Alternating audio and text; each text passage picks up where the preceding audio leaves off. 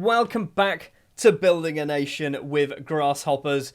Today, we are back looking at the Swiss League because obviously Europe has been a bit of a shambles.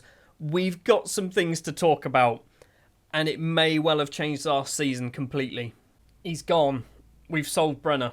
We've sold Brenner for £26.5 million and a 50% sell-on to Juve. And basically, since we've sold him, we've not done as well. We're not scoring anywhere near as many goals as what he was scoring. 71 goals in 85 league appearances. It was ridiculous. 24 in 19. 24 goals in 19 appearances this season. 27 in 34 last year. 20 in 32 the season before that. Brenner was something else, wasn't he? He was something else. But now he's gone. And we've not really replaced him. And by not really replaced him, this is our replacement that I arranged a long time ago, Rob Kemp. And we've loaned him out to Auru, also in Switzerland. 18-year-old Australian central defender, striker, with 7 caps, 3 goals to his name. He's good. He's very good, and we can't register him. We've also spent 13 million on 2 left-backs who can't play for us. First up, we'll have a look at Clayton Jose, who's gone out on loan to ATG in Brazil. He's very good. We can't play him because of the registration rules. I thought if we sold Brenner, we'd get a registration spot back. It's not happened like that. And Julian Auld has signed from Manchester City for £7 million. Again, a very good left-back. I brought him in because he's young and versatile as well. He can play in the centre of midfield, but he's not registered.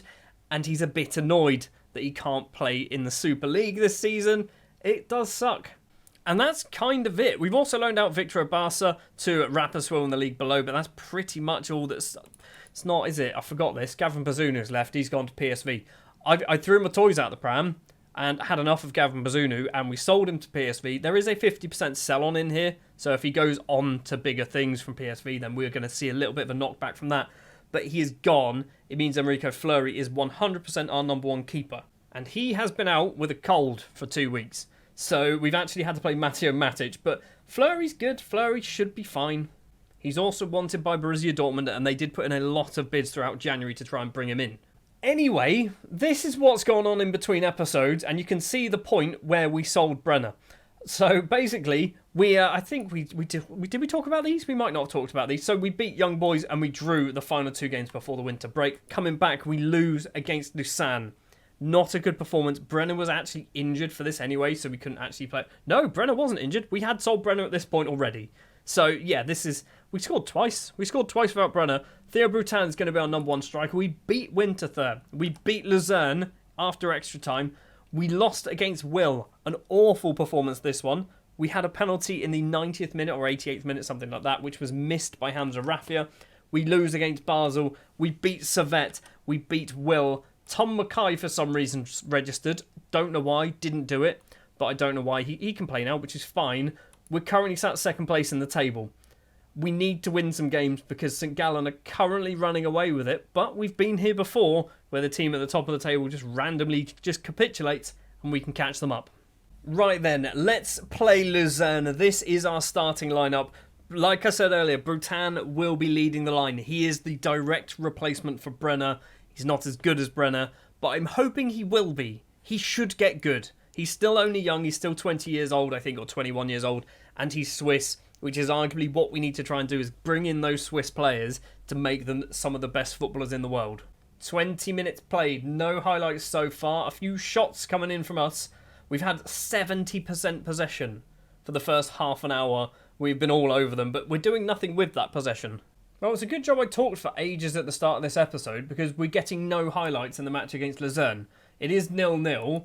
We've had no highlights whatsoever. Thrash arms, absolutely unacceptable. Go back out there and give me a highlight at least. Alan Aragoni has picked up, an injury. He's not necessarily injured, but he looks like he might be. We are 60 minutes in.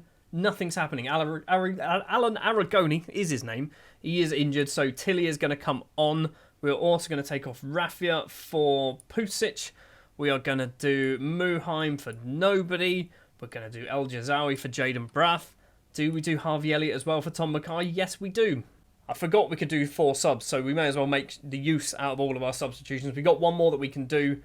assuming we need to do anything at all. We've finally got a highlight. 73rd minute. Is it ours? It might be ours. It is. Petar Pusic is going to take the corner towards the middle. And Denilson Lasada is there. His second goal of the season. We take the lead. And that might be the end of the game. Into the final 10 minutes. And we've got a second highlight. Look at us go.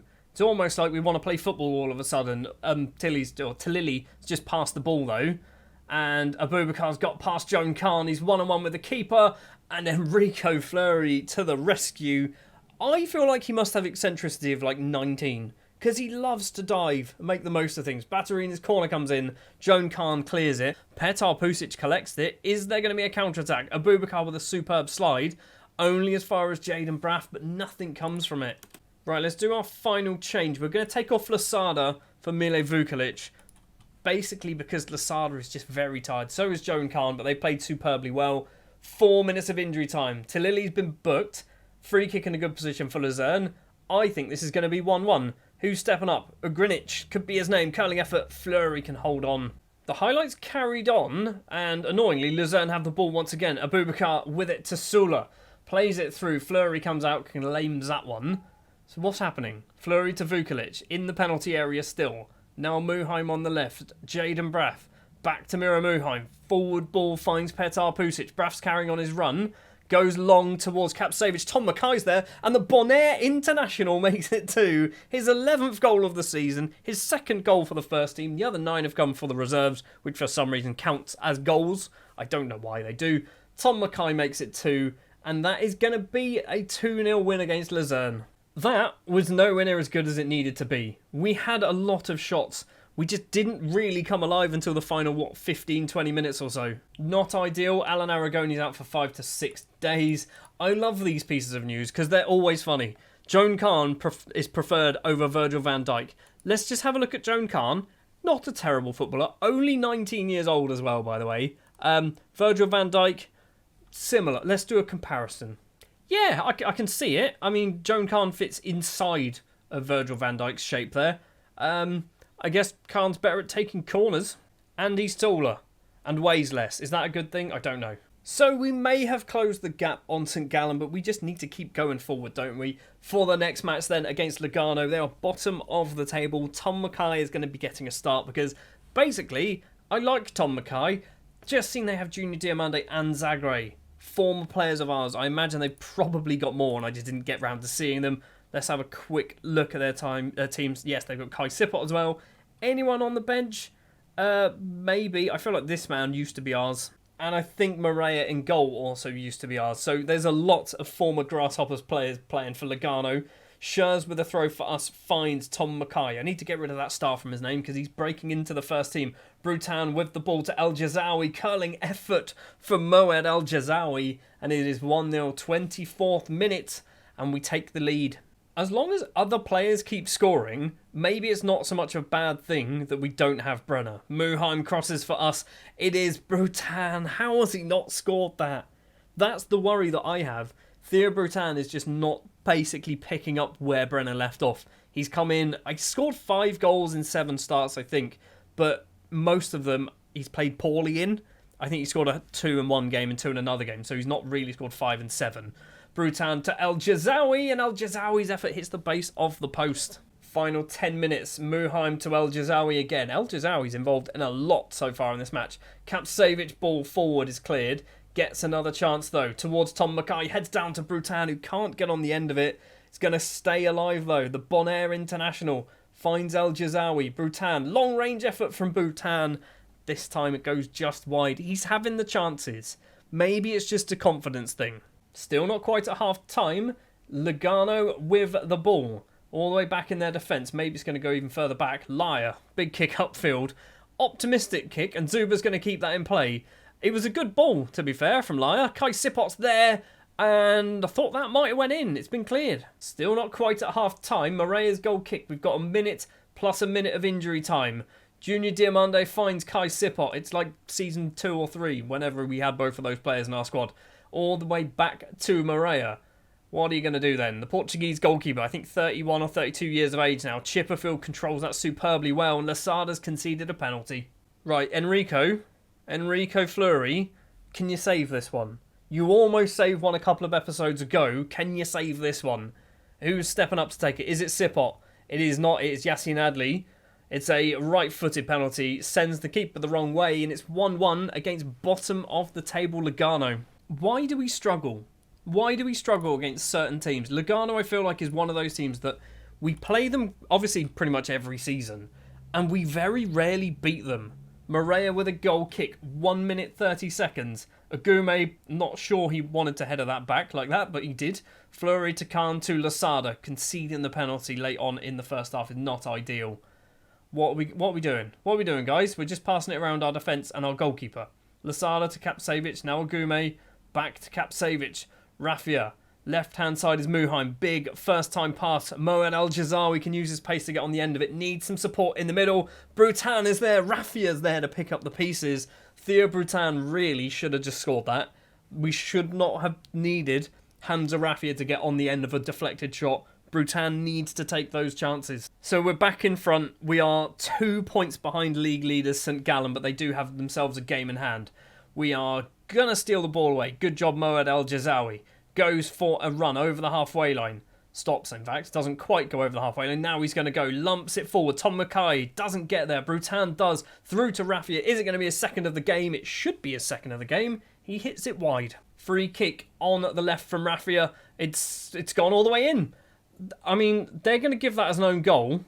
No, they're not. They're saying Rafia has scored. What are we getting? El-Jazawi, was he offside? Doesn't matter. It's been disallowed. Was he interfering with play? That's the question. I'd argue he wasn't. I mean, he's offside there. He's not interfering with play. He's not interfering with play. That should count. Although I don't know the offside rule completely, so maybe he doesn't need to be interfering with play now. He was just offside. Right, let's do some substitutions, shall we? Fitness-wise, we're actually looking all right across the board. What do we do? Let's take Kapsevich off for Caicedo. Let's do El-Jazawi for Braff as well. El-Jazawi's actually played really well, so I feel a bit unfair taking him off. Free kick in a good position. Pershers to take it. The right back, it's taken a wicked deflection. Jaden Braff controls it and has decided that he wants to go all the way back to the halfway line and gets it back as well. Jaden Braff. Rafia's not scored either. How has Morea kept both of those shots out? Well, we've still got the lead for now. Muheim to Caicedo. Muheim gets the ball back in the middle as Agume. Plays it forward. Tom Mackay is there. And Tom Mackay makes it 3. I love the fact that he's randomly registered. I don't think I did this, but he's now registered so we're able to play him. And I've decided I'm playing him ahead of Harvey Elliott. Harvey Elliott doesn't even get into the subs bench at this point, mainly because he's awful. He's really bad. We've got Tom Mackay to Rafia. Now Broutin. That's what we need next is Theo Broutin to get on the score sheet. Pershers goes for a run through to Broutin. Curling effort. Hits it wide. Theo's got 2 assists and he's on an 8.1. So he's doing well. He's just not scoring the goals. He seems to be setting everybody else up. Corner for Lugano late on and it's over the bar. I think that might have been... Yeah, I was going to say that might have been a save. I don't think it was in the end. They didn't get a corner from it. We might have ourselves a chance from a corner now. It's a throw. It's also a throw to Lugano. Fair enough. Aliseda to Lovric. Back to Aliseda. Is he going to cross? He's just going to stand in the corner. Hamza Rafi has just pushed him over. I don't know why you did that. Is anything actually happening in this highlight? Arthur Zagre's corner comes in. It's not even a corner. It was a free kick. It's headed clear. We've got 10 seconds.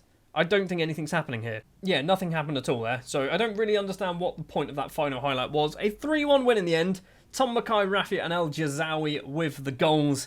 We've picked up 6 points from matches that we should definitely win anyway.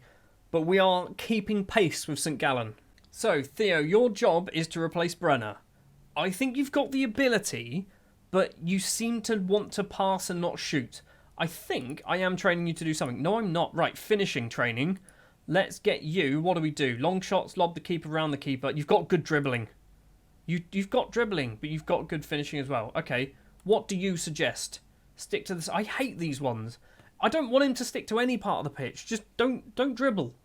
Right, let's try a different coach. Blast the ball? Do we blast the ball? Yes, that'll do. Can blast the ball into the back of the net. He's got 15 finishing, 16 decisions as well, so he knows the right thing to do. He just needs to get on and do it. Right, we're going forward to the other side of the St Gallen game. They are playing on the Sunday, and I want to see how well they've done. Let's skip past that. What did they do? They drew 1-1 with Luzern. So there is now only 3 points in it. Our downfall has been we've lost too many games. And we've lost against poor teams. Luzern and Will. We should not be losing those games. But we are still definitely in this fight. And arguably, this is a two-horse race. This is looking like a two-horse race this season. Young Boys and Basel are way too far off the pace, if you ask me. So we just need to catch up with St. Gallen. And with that in mind, next episode is going to be a bit all over the place. We are playing St. Gallen soon. So we will play that one on camera. And then we'll play the final game of the season as well. The one that will decide the title. But before we end this one, I want to take a quick look at the coefficients. I have no idea how anyone else has done, but judging by the fact that's now a 9.2 and not a 7, or whatever it was before, we have improved. And it means we are moving up to 7th place. And not particularly far behind Portugal either. And looking at it, Young Boys beat and drew with Groningen. And they also beat and lost against Fenerbahce. They are through, though, to play Porto in the quarter-finals. Basel, what did you get up to? You beat Ajax twice. Well, screw you, Basel. We couldn't do that. And you have lost twice against Sassuolo, so you've been knocked out of the Europa League. And finally, St. Gallen. I think St. Gallen got knocked out of the group stages. Yes, they did. I say finally St. Gallen. I feel like somebody else we should be looking at. It might have been us, actually. Might have just been us. So, I mean, we've still got Young Boys. Young Boys are the only Swiss team flying the flag. And if they beat Porto, which will hopefully, if they can beat Porto, that will take points away from Portugal and give them to us. That's a weirdly big tie for us in Europe. We really want Young Boys to win that one. Anyway, that's going to do it for this episode. Thank you very much for watching. If you did enjoy, do please remember to leave a like. Subscribe to the channel if you are new. If you want to buy a copy of Football Manager 2023, there is my affiliate link to Fanatical in the description as well. If you wouldn't mind clicking that, that will help me out quite a bit. I don't know how much it helps me out. I have no idea. But if you want to buy the game for that, that's very much appreciated. And I will see you in the next episode where we'll play St. Gallen in the league and hopefully win the league as well. I don't know.